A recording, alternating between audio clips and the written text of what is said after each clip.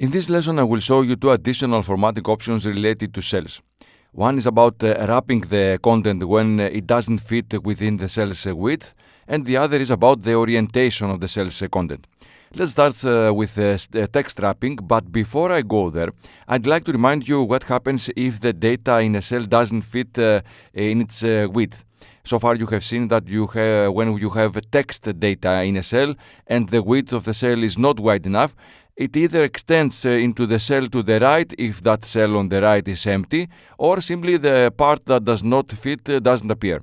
I will reduce the width of column A significantly and see that the text in cell A1 is now visible only up to the cell's width limit. However, the content still exists inside the cell. If you look at the formula bar, you will notice that the content has not changed. In the worksheet, you only see as much as it fits.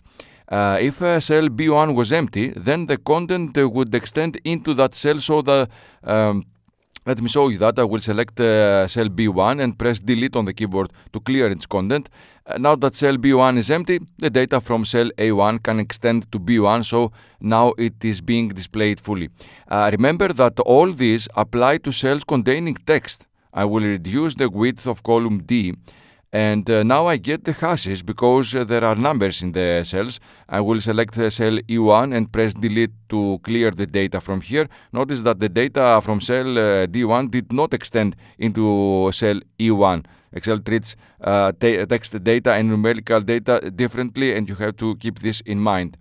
I will click undo to restore things, and let's see how I can display text data in cells such as A1 without having the cell to its right empty, and without having to increase the width of column A, and without reducing the font size. I will select cell A1, and in the alignment palette there is the text wrap tool. I will click on this tool, and as you can see now the data for the specific cell wrapped. So with the wrap text option enabled, when the cell content doesn't fit in the width of the cell, it continues in a new line below, and the row's height increases automatically. This allows me to see the data contained within a cell without having to widen the column. I'll now increase the width of column A enough so that the contents of cell A1 fit on the cell's width, and as you can see the content appears in one line because the width is now enough. I will reduce the width of column A significantly. Now you can see that in this case it doesn't even fit on two lines, and some of the content is still missing. It's not visible. However, by double clicking on the divider between rows 1 and row 2, I can automatically adjust row height, and all data appear again because the row's height was increased as needed. So from the wrap text tool in the alignment palette, I can activate and deactivate text wrapping. Notice that deselecting and selecting the text wrap also increases or decreases the row's height. Text wrapping is often useful when I have headers over a data range and I don't want to significantly increase the width of the columns, but at the same time the headers contain several words, so wrapping can help me in these situations. Text wrapping can also be activated from the alignment palette's dialog box. So I will open the dialog box of the alignment palette, and in the area called text control, I can see the wrap text option, which I can select or deselect from here. It is the same tool as in the ribbon. The only difference is that clicking directly on the tool in the ribbon, it's much easier and faster than entering the dialog box. Before I leave text wrapping, remember that it applies to cells that contain text. If you apply wrapping to cells that contain numerical data, you will not see any difference in them. It doesn't have the same effects. The second subject of this lesson is about cell orientation. I have the option to rotate the content of a cell so it does not appear horizontally but at an angle. It can be done from the dialog box I'm already in, from the tools in the orientation area, but I'd like to show you first the tools in the ribbon, so I will click cancel to close this dialog box, and I will select cell C1. In the alignment palette, I will click on the orientation tool to open its list, and I will choose the option angle counterclockwise. So now the content of the cell appears at a 45-degree angle in respect to the horizontal orientation. I will open the orientation tool again and I will choose the option angle clockwise, and now it appears at a minus 45-degree angle.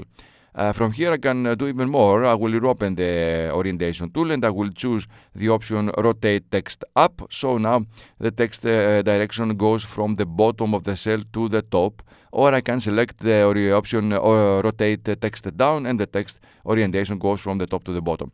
If I want even more options, I will open the alignment palette dialog box.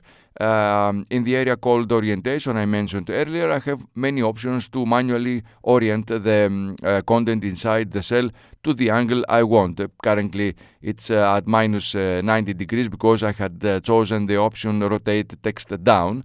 Now I will change the degrees to, let's say, 15. Notice the line in the preview where it shows me the orientation that I set. I will click OK, and as you can see, the text now appears in the angle I saw in the preview. I will now select the range B2 to B12. I will open the alignment palettes dialog box. I will click on the text line inside the preview and I will drag it slightly downwards. I will click OK. And as you can see, these dates have now a different orientation than the date in cell B1. Lastly, let's look at the vertical orientation. I will select cell A1 and I will open the orientation tool from the ribbon. Here I will choose the option vertical text. The text appears in this way because I have also the text wrapping enabled at the same time. I will disable the text wrap, and as you can see, the cell's height increases significantly. Now take a look at something interesting that you can do. I will use a combination of many tools we have learned over the past lessons. I will first click on undo twice to return to the previous state. I will select cells A1 to A12. I will open the merge list and I will choose the merge cells. Now I will open the orientation tool and I will choose vertical text. As you can see, the text appears in this way and it looks much better. I will also align it to the center and the middle of the cell for an even better appearance. And for a different result, I will open the orientation tool and I will choose the option rotate text up, and I will also increase the font size to make it look better. And there is nice ways to use all these tools to have such a result. So just two simple things for this lesson. First, I can enable or disable text wrapping from this tool right here after selecting the cell or cells that I want to format. Second, from the orientation tool, I can set various angles at which my content will be displayed, either from the standard options in the tool in the ribbon or by opening the alignment palette dialog box and setting precisely the degrees of the angle I want the orientation to be at. That's all for this lesson. Thank you for watching.